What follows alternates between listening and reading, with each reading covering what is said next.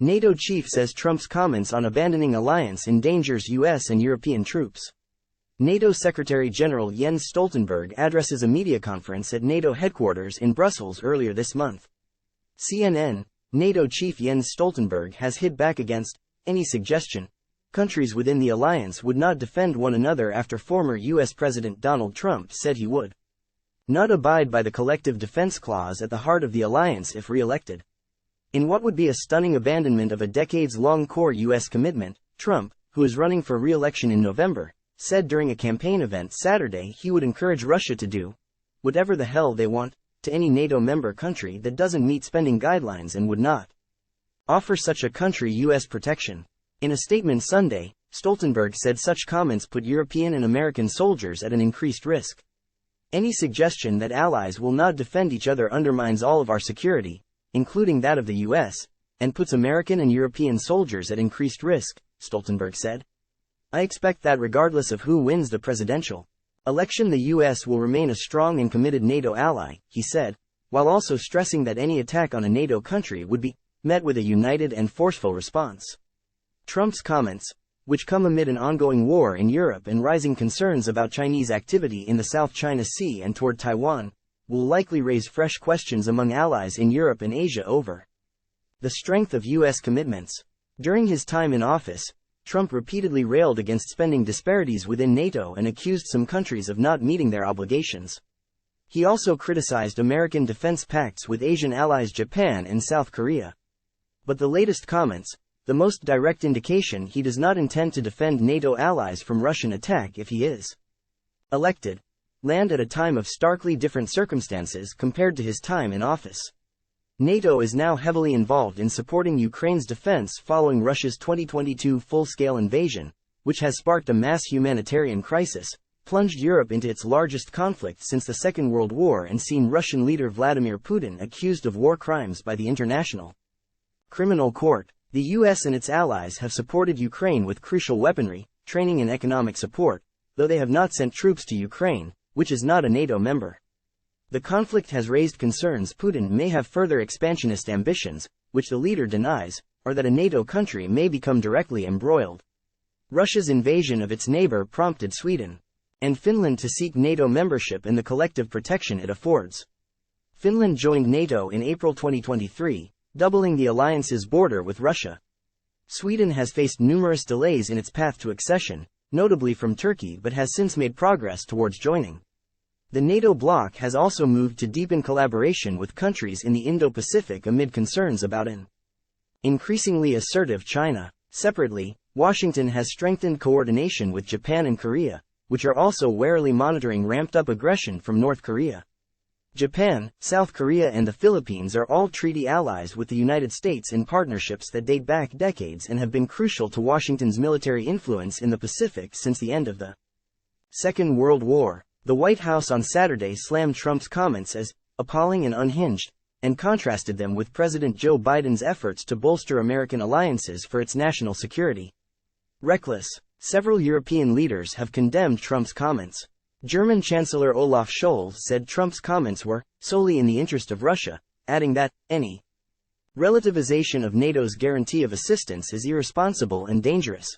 The European Union's foreign policy chief Josep Borrell said Monday that NATO cannot be an à la carte military alliance, depending on the humor of the President of the U.S. European Council President Charles Michel said in a post on X, reckless statements on NATO's security and Art 5 solidarity serve only Putin's interest. They do not bring more security or peace to the world, referring to the collective defense clause. Some European politicians warned that Trump's threat should be taken seriously. French Foreign Minister Stéphane Séjourné told reporters that every minute counts when it comes to preparing Europeans for the shock of a scenario that has been described perfectly by Donald Trump.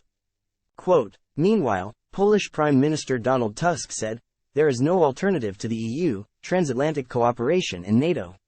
The words that illustrate the idea of solidarity, one for all for one, are the basis of the philosophy of modern Europe and the most important value of contemporary Poland. This requires determined actions for the European community, especially in the context of threats, Tusk said Monday. Estonian Prime Minister Kaja Kallas told reporters on Monday that Trump's comments are something to maybe wake up some of the allies who haven't done that much. Although disagreeing with some of Trump's rhetoric, a NATO military official told CNN the former president was not completely wrong to suggest certain alliance members should increase their defense spending. How is it possible that Europeans are so wealthy and still not capable to solve problems on their own? The official said. I am sure many in the alliance see it like this, but it's of course cheaper to rely on the US. The official said they were not speaking for the alliance but stressed that others shared their view.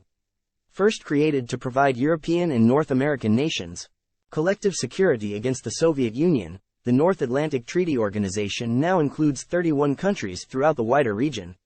Enshrined in Article 5 of the treaty is the promise of collective defense, that an attack on one member nation is an attack on all the nations in the alliance. Trump has for years inaccurately described how the bloc's funding works.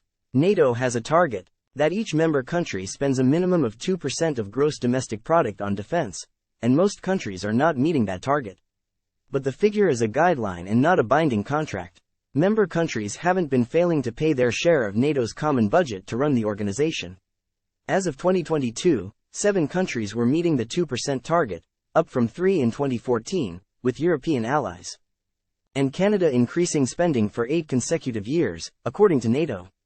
At the Saturday event, Trump claimed, one of the presidents of a big country, at one point asked him whether the US would still defend the country if they were invaded by Russia even if they don't pay.